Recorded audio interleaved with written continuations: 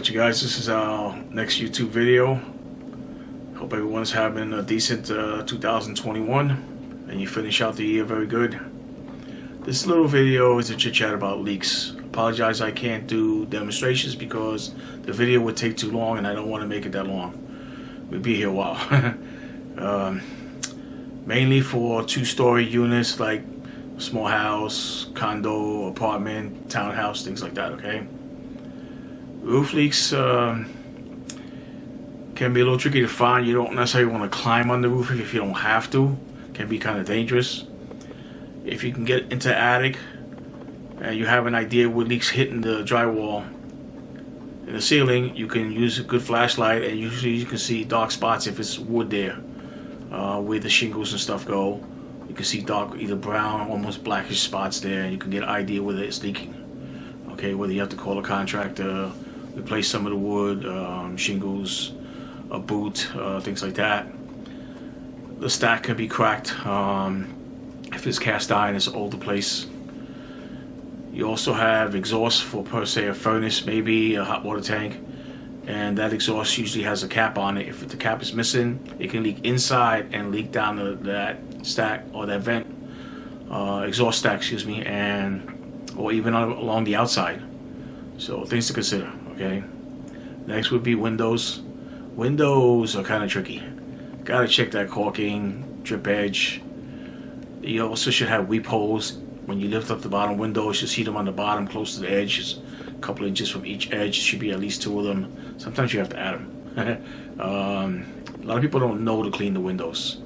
If you have very old windows, single pane, you have a storm window, you got a storm coming, a lot of rain and wind, you might have to close that storm window so you don't get water inside, okay? Telltale signs might be water on the windowsill, or the drywall might be acting a little bit funny. It doesn't look proper. You get an idea, oh, I got a drip here. I got a water leak, okay? Next would be bathrooms. Bathrooms can be a little bit tricky. Tubs, if you have a triple manifold, a diverter, hot and cold, shower handles, the packing on the stems could be leaking, might be able to tighten them or replace the stem. Shutting off the water first, of course. I've seen people try to replace it without shutting off the water. That was fun. Sometimes you can put your hand behind the handle if you have access to it, and while the water's running, you'll feel water inside if you didn't spray water on it, or you can actually see water dripping out of the handle. You know the packing is leaking. Okay, you have to take off the handle, the escutcheons, and try to tighten the packing, put everything back together, or replace the stem, or get somebody qualified to do it for you. Tub surrounds today, they tend to be fiberglass, plastic material, and they tend to come in like 4 pieces. The tub, wall part, and then a front and a rear part, and they tend to have seams or lip, and some of them don't need to be caulked, some of them do. If you have a leak, and inspect that. Standing water there, if you have access panel in the back like we do, can help you a little bit find that leak a little bit faster. If you don't, you might be making a hole in the sheetrock downstairs to investigate, see if you can find that leak, if it's directly underneath the tub or directly underneath the toilet, so on. Okay. If you have tile and grout, and the grout hasn't been touched for decades, you might have little ruts, pinholes in them, and you can use like a shower head sprayer and spray the walls, and you'll see the water going downstairs. Okay, now you got to regrout the walls, or get somebody to do it for you. Okay.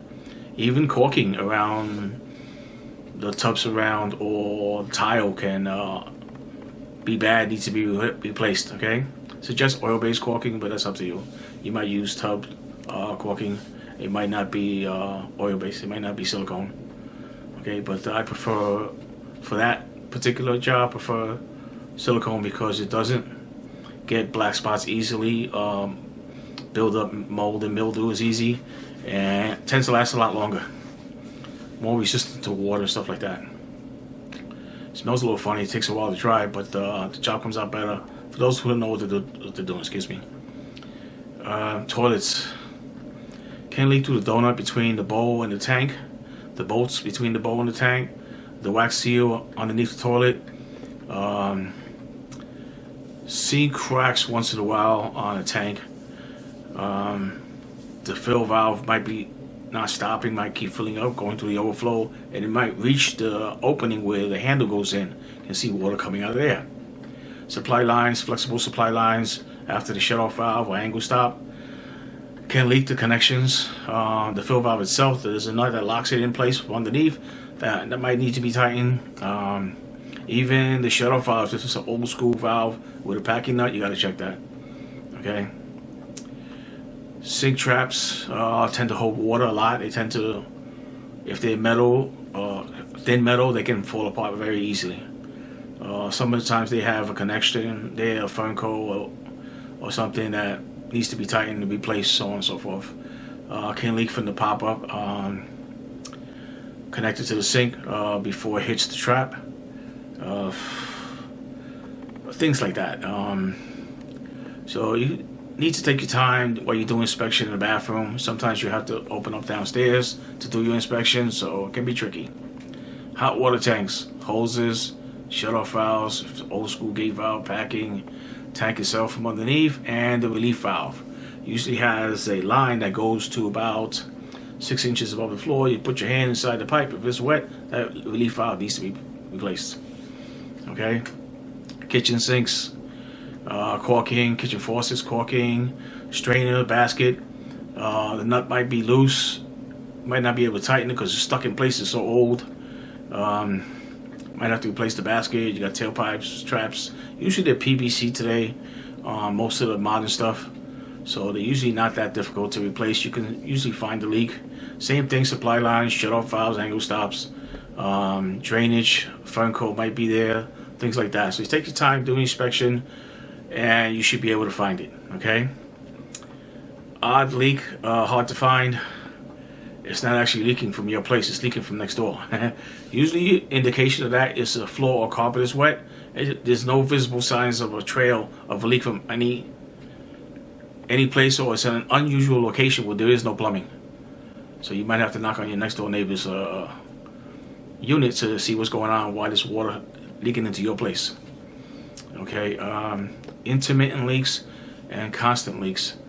Constant leaks are usually easier to find because they have a trail. Intermittent leaks usually don't unless you're using a certain fixture, whether it be a toilet, sink, or something else, and that's how you find it. Tools you might use: a really good flashlight, a stick to hit the sheetrock or ceiling to see if you got a sore spot, large screwdriver, inspection mirror if you're looking inside the wall trying to trace a line, moisture meter if you have access to one. They sell analog and digital if you need to get one. Someone with experience is usually very, very helpful. Other than that, it's going to be tricky. If you guys have any questions, any comments, please share them below. I will do my best to answer your questions. Hope you enjoyed the video. I hope you have a very good 2021, and I will see you guys in the next one. Bye.